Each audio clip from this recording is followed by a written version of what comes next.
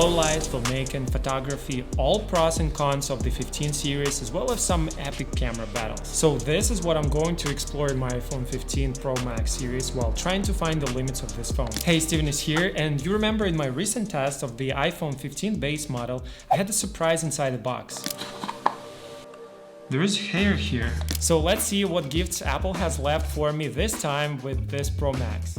And yeah, this time there is no hair inside the box. Now let's go outdoors and test this camera to find out what this Pro Max in the name really stands for.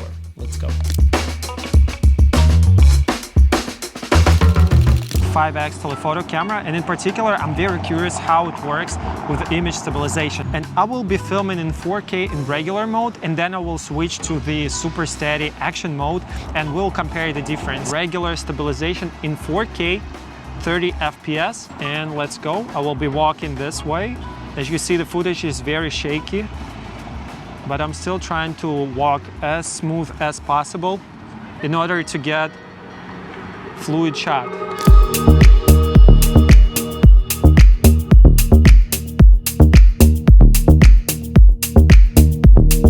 I was going down the stairs over here, so there might be a little bit of wobble, but overall it's really impressive. I don't even need the gimbal. And now let's do the action mode stabilization. 5x camera, and you see in action mode you can choose either HD or 2.8K, and the frame rate goes from 30 to 60 FPS, 24, 25, and 30.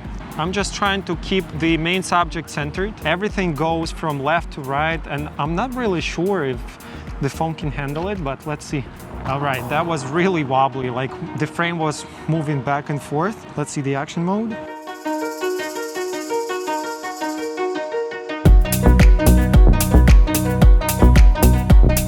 So the action mode is more punched in, but it's more fluid. Yes, I agree. I can even zoom in. There is like a sign crop here. You see this is new iOS 17 here. If the image stabilization is important for you, I think this is the phone to go for. Yes, if you want to film with the gimbal, then you can use pretty much any phone. But if you want to film handheld, I think this is the one to get. There are a lot of stairs here I had to take, and the footage still came out pretty fluid and smooth in my opinion. Something to keep in mind, this image stabilization relies, I think, on higher shutter speed, which means you can't really film with motion blur at 5x camera. So that means maybe sometimes if the lighting condition isn't enough, even in bright environment like right now, the phone will bump up ISO, which may result in grain and noise in your footage. So this is something to keep in mind. I think this is really perfect for bright day, but as we go closer to sunset time, in that case, the image will degrade a little bit.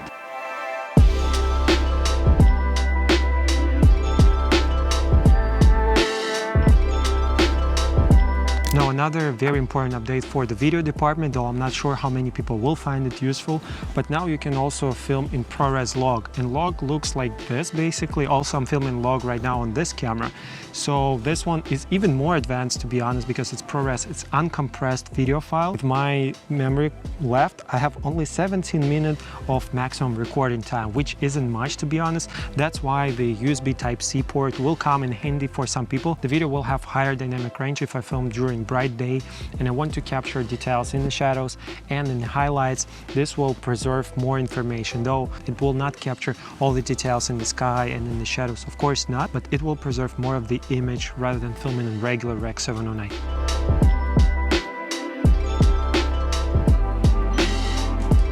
This is a cool idea for Apple, so if somebody from Apple listening, please do that. Make this action button activate not the recording, but to activate something like manual mode. Just imagine, you just press this button and you get ISO, shutter speed, white balance. Just these three settings will make the world of difference with this phone, and in that case it will truly become a Pro phone or Pro Max phone, because as of right now you just hit recording and all the settings are gone. I don't even know in which resolution I'm filming. I don't know what frame rate I'm using. I don't know anything except for the camera lens I'm using, and this is really unfortunate. So, you know, if I want to check my resolution, I have to stop recording and then see, okay, I was filming in 4K, and then go back to filming again. But maybe something already happened in the frame and I missed this shot. So these are two things that could be improved. Action button that activates manual mode, and also make all the interface visible when you're recording. Why is it gone? I don't understand it. Maybe it's just my opinion. Some of you will disagree with me. Let me know down in the comments. Okay, now the new interface right here and the new mode that we have, not mode, but the format is the RAW format. If you long press here, you can choose all the formats here. And this is very convenient and a good step towards making this phone more professional, in my opinion, at least something we have controls over. So the Hive mode is the same as on the 15 version that I made in the previous video. By the way, you can click it here and watch. We have RAW 12, which is a RAW file, but it's the smaller file size. RAW Max, which is supposed to give us maximum details, but it also will be the heaviest file size. Now let's take a couple of 5x shots with RAW Max format and compare it to the same focal length but on a telephoto lens and see how good this phone really is. And keep in mind, I'm filming against bright source of light. The sun is directly hitting the lens, so if you see any ghosting, it's also a good way to test the coating on the new lenses here. But so far it looks okay. There's a little bit of flaring here going back and forth, you see, but it's nothing crazy really. Let's take this shot. And now I will try to keep the same framing, but with the full frame telephoto lens.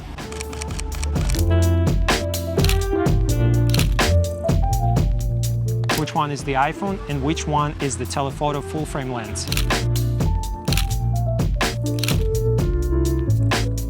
Let me know down in the comments.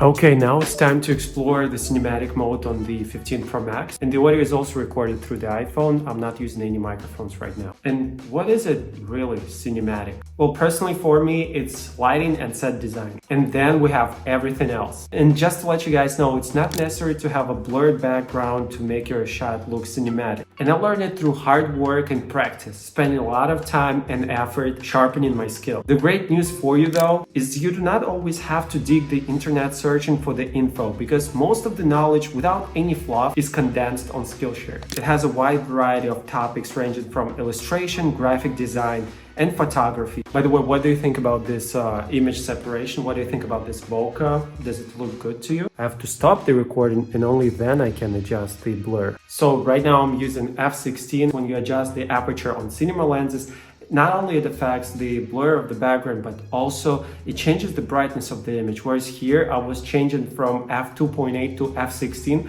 but the brightness stayed consistent throughout the whole shot. So that was a little bit strange. Now let's go to something like f4. I think it would be more natural. And currently I'm watching a course on how to make sourdough bread, and I love cooking so much. So yeah, we're gonna have homemade bread now. The first 1,000 people to use the link in the description will get 1 month free trial of Skillshare. So learn something new or improve the skill you always wanted to perfect. Remember to check out the link in the description for your free trial of Skillshare. And now let's talk about the selfie camera. Okay, so this is the selfie camera image quality and audio as well. And I'm also filming on a separate camera right now.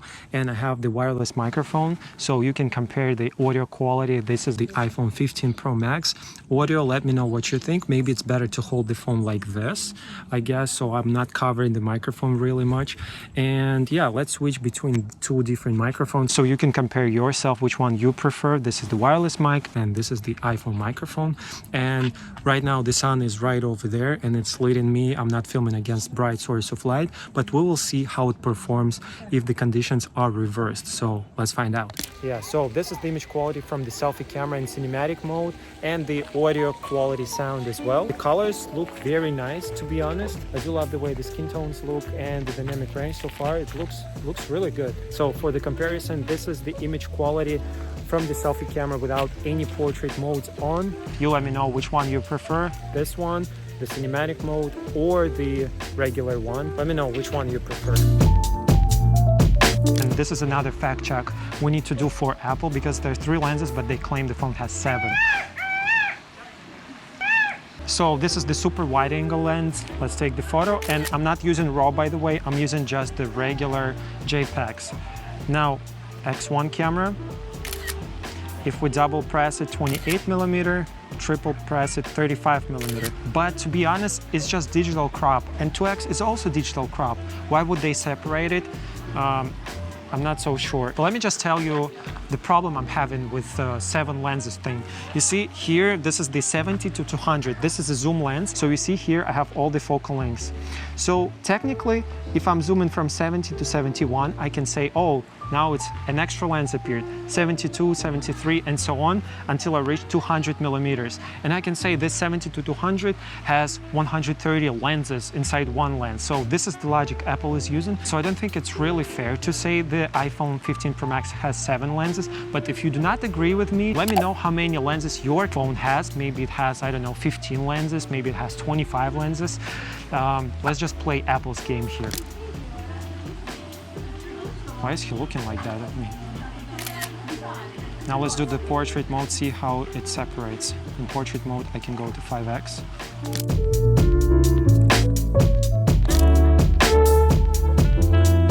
We're introducing the next generation of portraits on iPhone, so you can turn it into a stunning portrait right away or later on. The new revolutionary portrait mode.